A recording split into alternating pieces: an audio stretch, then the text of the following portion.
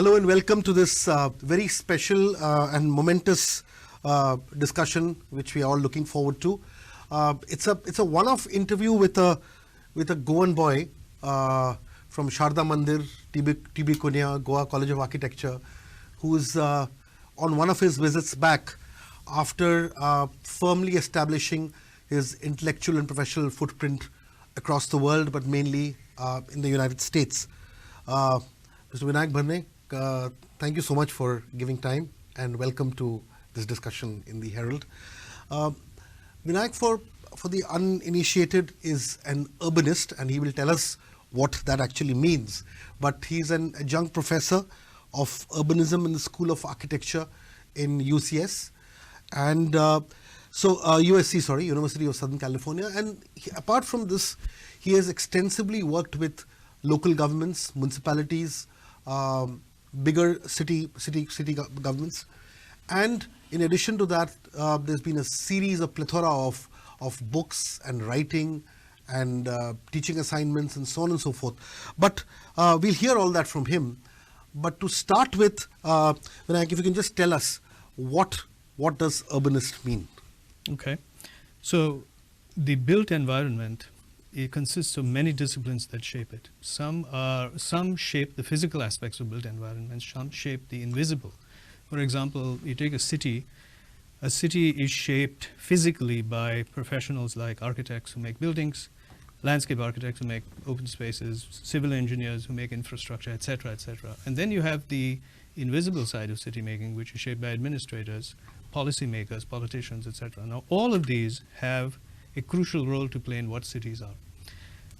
But there is no singular discipline that ties them together. So what has happened over the last century is these disciplines have become increasingly over-specialized and therefore increasingly divorced. So architects work only on buildings and usually don't have knowledge of the rest of the things. Landscape architects work on open space, and the result is a kind of a cacophony. At its worst is what we call sprawl in many parts of the world, including India.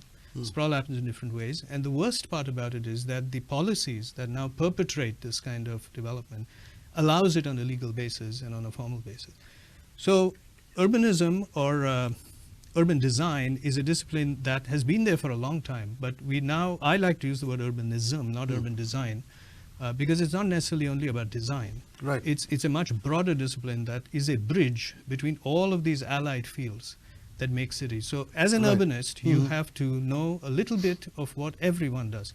So the analogy I usually make is, if architecture is a violin player and landscape architecture a cello player, and a civil engineer is a tabla player and a politician is a flute player, an urbanist is a maestro that really takes the whole orchestra and makes sure that it's adhering to a common vision, which we call the city. But tell me, is it a relatively new, like a new approach to looking at urban planning, or was it always there and you caught onto it, or is it something which is still very nascent in terms of its outreach and so on and so forth? Not at all. I mean, city planning and urbanism has been there always. I mean, cities have been around for the longest time. The approach that we have given to making cities has changed over time because we keep learning new things. Issues change.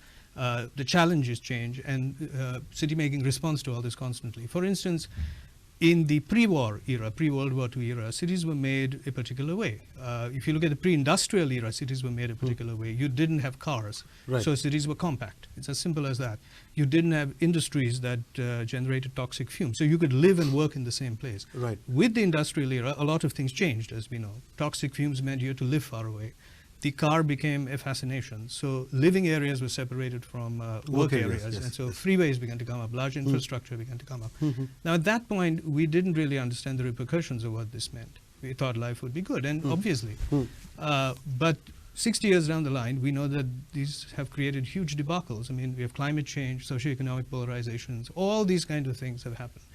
So the disciplines have now reinvented themselves. So while urbanism has been around for a long time, the trends of urbanism in the 1920s and 30s was significantly different than the trends of urbanism that we are trying to do. And what we are trying to do today is reverse these debacles.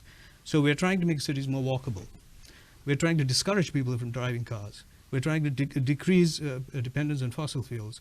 We're trying to make sure local food production is there. We're trying to make cities healthier. We're trying to cater to the senior citizens. We're trying to preserve historic fabrics, which in the modern era were devastated all across the world. So the point is, while it's been around, the focus has changed depending on, number one, the identification of debacles, and number two, the crises that we face, such as climate change, etc. The another thing, I mean, I'm also was fascinated by this example of you saying that there'll be a cello player and there'll be a tabla player and they all meet together and then there's a maestro. Do you also feel that even within the city spaces there should be dedicated spaces for walking, for driving, for bus routes and so on and so forth? Because what is happening in India, and especially in a place like Goa, is that our city landscape or urban landscape is does not really cater to defining proper spaces for all kinds of commuters to live and coexist. Has it been a challenge with planning in India as opposed to what's happening in the West? Well, I think the best way to answer that question is if you take a simple element in a city like a street. Right.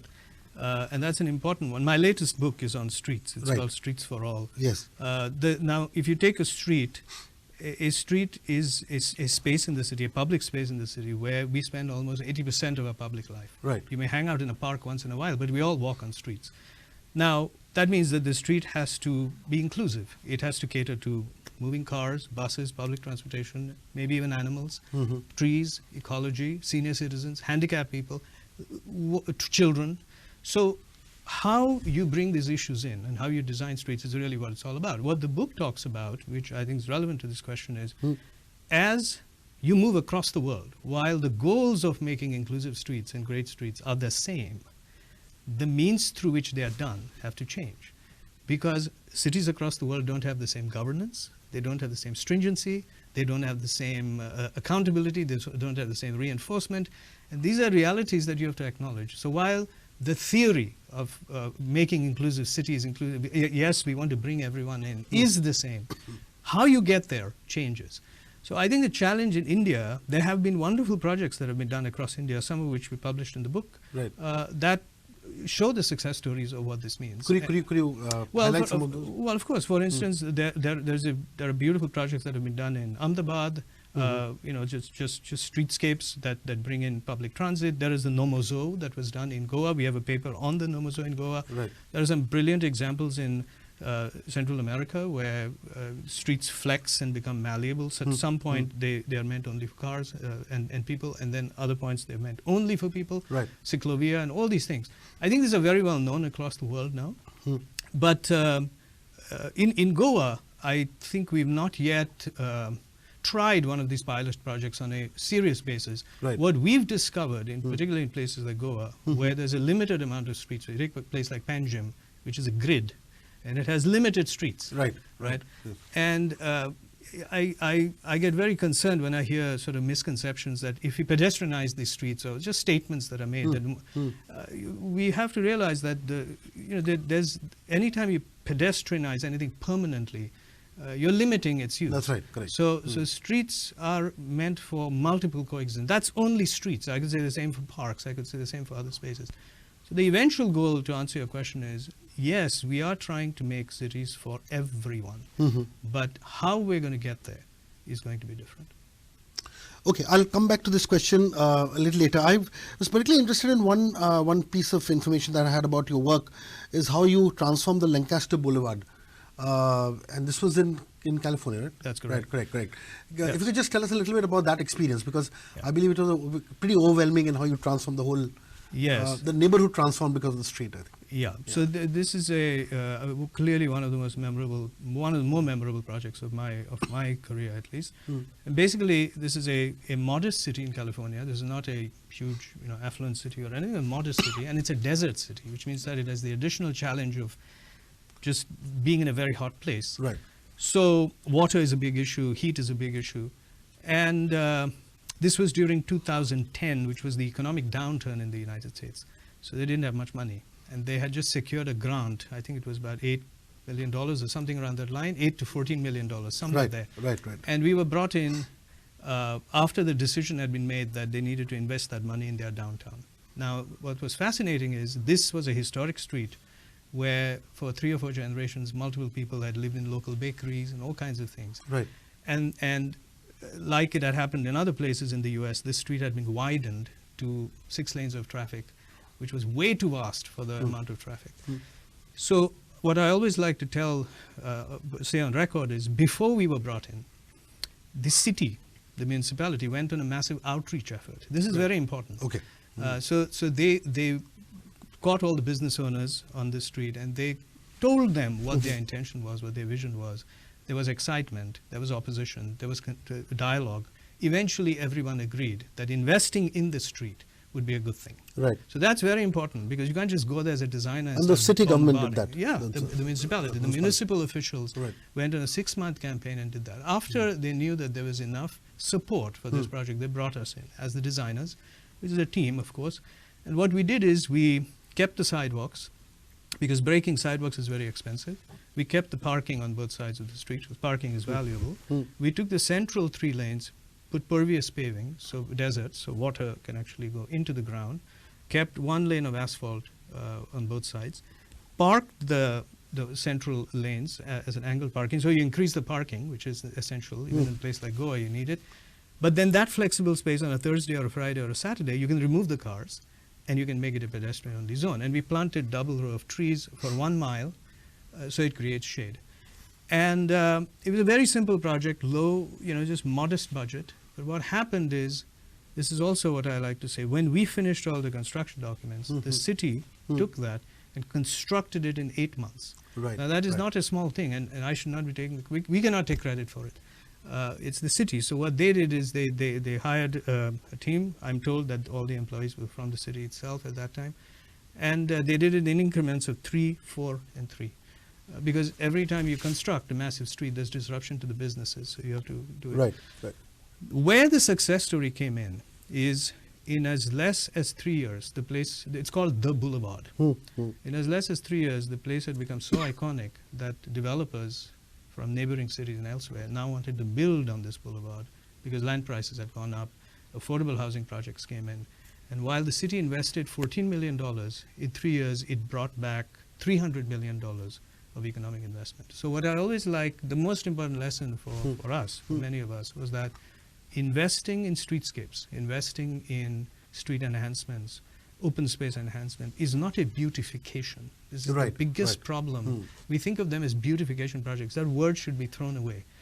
These projects are economic investments, and you have to get return on economic investment. You have to think of it as a financial strategy, which also has brilliant social repercussions. A big takeaway from what you're saying, just to interrupt, is that, see, there was a lot of stakeholder engagement. People were involved, and the local people bought into it. That's extremely important. It was not a top-down approach, and I think that's a very important takeaway, because often what happens is a lot of projects don't take off because the approach is different.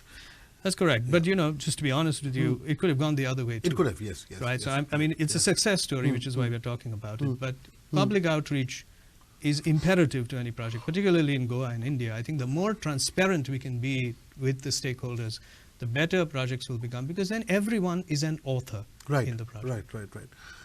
There's one underlying narrative of yours where you said on several occasions that I'd rather do stuff like this, improve streets, rewrite FSI zone rules and so on and so forth, rather than build cool buildings. And the issue is, does that also come from this inherent nature or the need to give back, rather than just only gain as an architect? In the sense that does it also stem from the culture that you've been brought up in, the value systems that you have? Because what happens is, this is a kind of a narrative or a tone one doesn't really hear from architects. Let's put it this way. Well, I think you don't hear it particularly in Goa and other places, because I think the system doesn't allow them to do it. I think there are so many architects in Goa that would be happy to do these kind of projects. I mean, many of them are my friends. I mean, they know everything I know and more. They're 10 times more talented than I am, I would argue. So I think that the knowledge and the know-how is all there, but you need backing. You need some engine to drive you there. So I think that's one. On a personal level, I would still love to make cool buildings if I was that talented. But the only realization that came to me as I grew up in the world of architecture was that buildings alone Right. don't make cities. Right. And that's what I'm trying to get at, that you can't limit yourself as an architect To to just buildings. buildings, That's the mistake. An architect should be able to do every aspect of the built environment. I'll just read from some quotes of yours. I think this is from an interview that you gave to Business Goa. I'll just read it and then I'll ask you a question. There are two issues I see. I'm quoting you now. One is that there is no robust planning and urban design agenda. You are referring to Goa here. Or even knowledge. A beautiful place like Goa needs this urgently. Otherwise, you'll get a bunch of cool buildings thrown here and there without amounting to anything. The other problem is the petrified administrative system and bylaws within which all Goan architects have to work. So even if they have the right intentions about urban design, conservation, etc., the system does not let them go too far. So what I've learnt is that in Goa, architectural talent is as much about design as it is about knowing how to navigate the administrative ecosystem. Some Goan architects are great at design and so on and so forth. But this is basically the gist of I what you remember said. that, yeah. Yes. So if you could just kind of give your updated thoughts on this. Sure. I mean, it's not just about Goa. It's happening all over the world in many places. So, Goa is one of these cases. So I've always maintained that there is no shortage of architectural talent in Goa. I mean, I will continue to say that on record. I think Right. Goa has some wonderful architects and they're doing beautiful work. I know many of them and I'm very proud to know many of them. Right. The issue is, if you look at so let me say it this way. The beauty of Goa is that it is not metropolitan. Goa does not have a city. Right. It doesn't have one, and and thank God, and hopefully it should never have one. Goa is You're so right, because I get sometimes very irked when people talk about Goa as a city. I mean, they refer to Goa as a city. No, there is no city in Yes, Goa. yes, I think yes. Goa is a collection, an ensemble of towns and villages with beautiful ecology in the middle of it. That's it, and I hope it never changes. Panjim is a town. So if you look at the way Panjim was designed, and we have, even pre-Portuguese or even during the Portuguese rule, Panjim, Vasco and a few other cities were built from scratch. I believe Vasco was built from scratch too, but Panjim certainly was a built from scratch 17th century city. And if you look at how it was designed, Vasco Pino in his book elaborates on it very beautifully. I forget the name of the book, but at the end of the book he gives a sort of typological system that they had about ruas, largos, avenidas. So there was a system of elements that were rules on how you were supposed to make this town. And before the modern era kicked in Goa, you could see the beauty. I was in Kampal today morning opposite Kala Academy, and that little fragment where there's a park, and you can see how intelligent and how simple these kind of things are. You can go to Fontainhas and see it. So there was the idea of open space, and there was the idea of fabric, and there was the idea of continuity, and all these kind of things. Now the rupture happened during the first generation because Goan architects were trained in the modern era, where you were taught to create conscious ruptures. Right. So I'm talking of modern buildings that erupted in the middle of Panjim. That it's not the question of height or scale. That had to happen. But there was a rupture. You were creating idioms and languages and everything. They were completely different, which is okay in the middle of the city. But it's not okay in historic districts.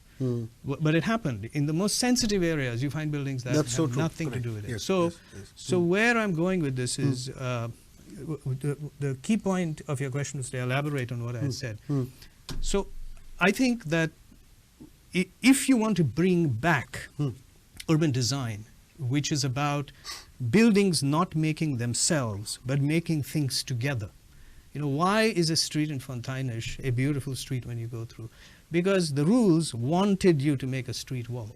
Because the rules wanted scales that were similar. These are not accidents. None of this is an accident. They were consciously thought about. If we don't think of it this way for our time, we're not going to have any urban design. So what I mean is, the missing link in Goa, for me, is very clear. You have planning, which is all about policy and FSI and zoning. But it's policy. It has nothing to do with physical form. The planners in Goa are not trained in physical form. And then you have architects who work on individual sites. There is nothing in the middle. No rules, no regulations, no policy, nothing that link these two. And I feel that if there's any place that deserves it, it is Goa, because Goa had a tremendous repository of urban design. You can even see it with all the damage that has been done. You can still see the fragments. Of course. It's really yeah, quite amazing. It jumps out from everywhere. It jumps out. Yes. So that was one. And then, what I admire about Goan architects is in the small ecology of Goa, it's not a vast ecology, you have to be very talented to negotiate project entitlements, developer pressures. I mean, this is not easy. Sure, I have a lot of admiration for how my friends do that. Yeah, the navigation is tough. Of course it is, and it is part of our field. So you have to work within the realities of what that means. So design is one thing, but how you navigate all these administrative processes is another. And I would say this again and again. I think we have to bring an urban design agenda to Goa, because the time is now. If you don't do this now, I think. Also, I think it's extremely important that political parties and governments and others, they are made to feel that this is an important enough agenda. And I think the pressure and the push should come from the people, because at this point of time, this mandate is going to be put on the table only if there are enough people talking about it. And I think there are more and more people who speak about urban rejuvenation, urban planning, and stuff like this. I think it is happening now. Yeah? I think Okay. there's. As I said before, thank God I'm not the only one speaking like this. Right, I don't want to be the only one speaking Right, like this. right. There are at least 100 people. Whatever they are, number. But there are a lot of people that know exactly what I'm talking about, and they may be able to articulate it much better than me. I think that the only point I'll make is we can't think of introducing or bringing in urban design as an ideological thing. Right, Because that's right. never going to work. I mean, it's all good, but that's theory. We have to bring it in as an economic engine. That, investing in rules and regulations to make places that are cogent, that are clear, that are beautiful, that have sidewalks, that cater to senior citizens, where you can hang out in the evening, is about economic development, that it can raise the prosperity index of our cities. Tourists will want to come in. People will want to pay more. People will want to, it just goes on. Right. But it has to have an incentive. It cannot just be a ideological I'd principle. just like to draw your attention, we are running out of time, but a quick question. To the heritage ecosystem, what happens is there's a lot that Goa needs to do to conserve and preserve its heritage. And our heritage is constantly under threat, I mean, in the sense that in a formal way or in an indirect way. And, major heritage spaces like the old Goa precinct and the heritage precinct there, or even if you look at Fontainebleau, for instance, you look at so many heritage buildings that are crumbling and not being taken. I think one of the reasons why this is probably happening, according to me, is also because heritage conservation should not be seen in isolation. It has to be dovetailed and woven into your entire urban planning, don't you think?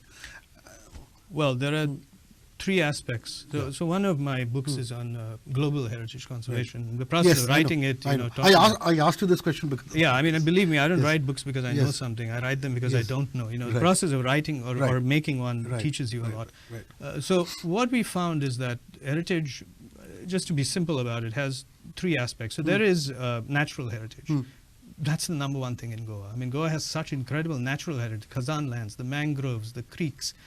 That's number one. Right. If we Right. can't take care of that, I don't know what we're doing. So that's number one. Number two, you have built heritage, which is important because that's a legacy that's about reuse, about not wasting what we have. It's also ties us back to our history, etc. But the critical question is, why invest in heritage if it is only for a select few? This is a critical question the book asks. If all we are doing is taking buildings, making them pretty, and only a select few can enjoy them, that's one thing. But if you can now think of heritage conservation as a social experiment where you invest in a place, you pour money in a place, but it's helping a lot of people. It really changes the index of the place. It creates a social renaissance. It creates an economic renaissance. So there are many ways of thinking of heritage conservation. What I'm trying to get at is thinking of heritage one building at a time is one thing. Thinking of heritage as districts, as places, as cities, as streets is another. And the last thing I'll say in heritage is we can never ignore intangible heritage. So, the greatest thing that has happened in Goa is that there are a number of wonderful scholars, I won't take names here, but I know many of them, who have made a concerted campaign of writing about the potters of Goa, Yes, that's the true. foods of Goa, Correct. the dances of Goa, Yes. the clothing of Goa. Yes. I mean, That's heritage too. of course, I mean, Yes. it's not two, it is heritage. Because what is the point of preserving historic fabrics if the legacies of these people go away. So I think we need to change our perspective of what heritage means. And for me, the crucial question is invest in heritage in a way that is beneficial for a much greater good than just your little project. But in order to enable people to do this, you need a system. So again, the rules, the incentives need to change. And I think that's what it's a very exciting time, because we need to talk about these things. Citizens are now waking up to these ideas. Right. And I think this collective dialogue will hopefully show some real movement. I'll now come to my last question. I'll end with your work as an editor for My Livable City, right? Yes. That's a quarterly book that you magazine yes. or periodical that you bring out. Could you tell us a little bit about this, because it's a very specific niche publication? And, right. So and so all of us in some form or the other write, think. We all do everything. Sure. In the academy, when you're a professor, you write so-called mighty things, but they are read by not even 1% of the population. Right, right. And it always occurred to some of us that while that's all good, if you take a magazine like National Geographic, what National Geographic has been able to do so beautifully is bring the issue of the wild and the natural to every home. So it's like David Attenborough, one of my heroes. You know, what he has done in his 95-year-old life is he's brought knowledge of the importance of biology, zoology, animals, wild, biomes, into the lives of every home. So right. it's like every citizen has to have a stake in understanding how important this is for our future. And we felt that the same needs to happen for cities, because if there's this misconception that environmental conservation should be left to biologists, they're doing it. Right. Architects are here to make some cool stuff. I think that's ridiculous. If you think about what's creating climate change right now, urbanization is on top of the list. We are the field that has the ability to stop the destructive trends of urbanization. So the more horrible our urbanization gets, the more horrible climate change becomes. So if our profession comes together and talks about how to conserve the environment from the other side, stop the growth of cities, stop sprawl, talk about infill, talk about compact footprints, we have a great role to play along with the environmentalists in talking about the future of the environment. So in order to sort of get all this, we launched an organization. It was founded by two people, one from the Netherlands and one from Mumbai, and then I was brought in a year later. And it's a knowledge platform and a think tank. And what we do is we organize executive courses every year in Netherlands, and we bring out previously a quarterly magazine, now a biannual, twice a year.